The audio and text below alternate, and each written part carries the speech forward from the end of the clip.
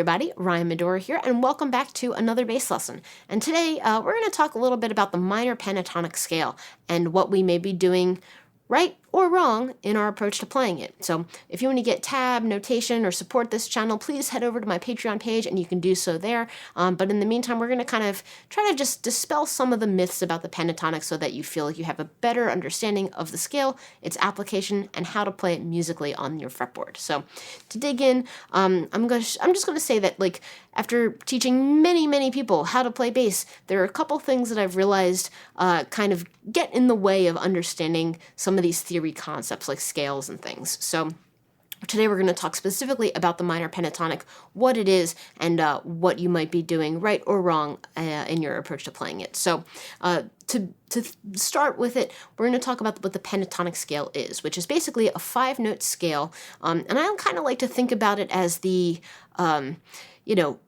you've invited a bunch of people to a party and all your friends showed up, but then there's like 2 people that came and you're like, they're okay, but I don't really want them here. And then they leave early and you're like, all right, left with all the good people. That's kind of how I think about the pentatonic scale. So, if we take our A natural minor scale, we're playing the root, the second, the minor third, the fourth, the fifth, the minor sixth, minor seventh, and the octave.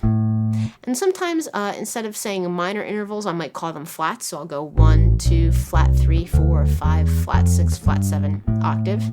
The minor pentatonic scale, we're going to omit 2 of those notes from our natural minor scale. We're going to send 2 and 6 backpacking, and we're going to be left with root, our minor third, fourth, fifth, the minor seventh, and the octave.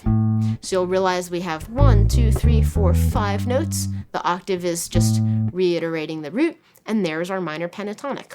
1, 3, 4, 5, 7, octave. And those 3 and 7s are both minor or flat notes.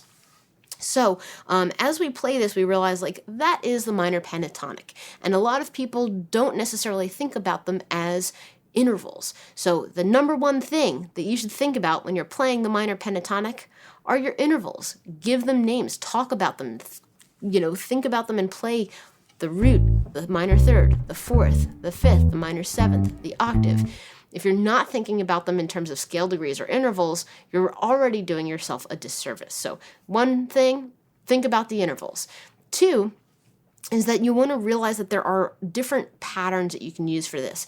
This shape that I just played is kind of our 4-fret span version, where we're starting with our index finger, playing with our pinky, then using index, ring, index, ring. In reality,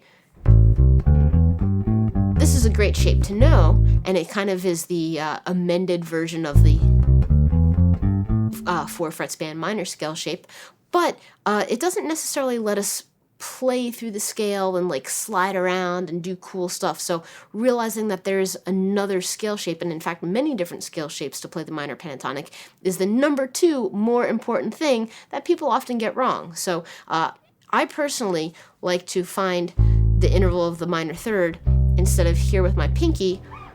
I like to find it up here. So instead of going index, pinky, and finding that C on the 8th fret of my E string, I like to find that here on the 3rd fret of my A string. So here's my root note, my minor third, 4th, 5th, minor 7th octave.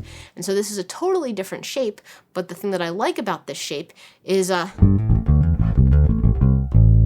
you can just do a lot of cool stuff with it. You can do hammer-ons, you can do slides, you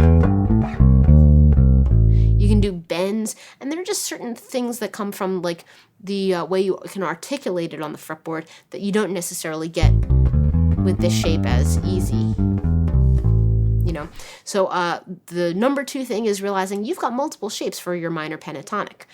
The number 3 thing is that a lot of people think that scales are kind of this thing that start at a root, go to the octave, and come right back. So if you're thinking about your scale as this, or you're right, that is it, but a scale is really just this sequence of intervals that go on infinitely. So the thing here is, if you think about intervals, realizing that wherever you find an A, you're playing the root note. Those are all the note 1 of our scale. Anytime you play a C, which is the minor third, here, here, here, anywhere you want to find it, that's always the minor third. Anytime you play the E, which is the 5th, you can use your open E, this E, this E, this E, this E, that's the 5th. So that's finding that scale tone anywhere on the fretboard. And then what you realize is, well, the scale actually kind of goes here, there, and everywhere on the fretboard. So here's my open E, which is the lower 5th. This G is my 7th.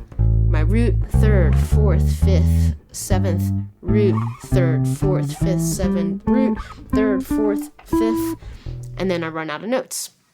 But the fact is, the scale is infinite. So realizing that when you play a scale and you learn a scale, finding it in a different position on the fretboard is crucial, and realizing that, yeah, anywhere you find these intervals, those are going to be notes of your scale, and being really clear on where those are and what intervals they are is really important. So those are the 3 main things that people get wrong with learning the minor pentatonic scales. 1, they don't learn the intervals.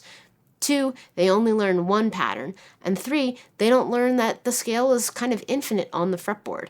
So if you get those things under your belt and you can conceptualize those, you'll start to realize that music is really just the connection of all of these notes and the articulation that you bring to it. So you can kind of come up with a riff, you know? And, the way that we make music with it is really important. And the other thing is knowing that if you're just thinking about patterns and you're just doing this because you learned the pattern but you didn't learn the interval, it's very likely that you're going to make a mistake and you're going to go like this, which is wrong. This note should not be played. It should be that one. A lot of times people learn this pattern and they just go with this box across the scale. And this note's going to sound like a sore thumb once your ear gets accustomed to it.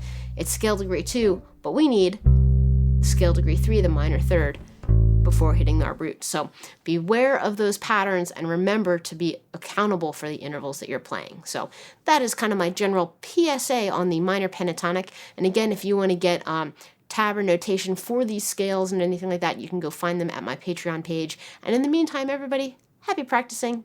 Keep it groovy.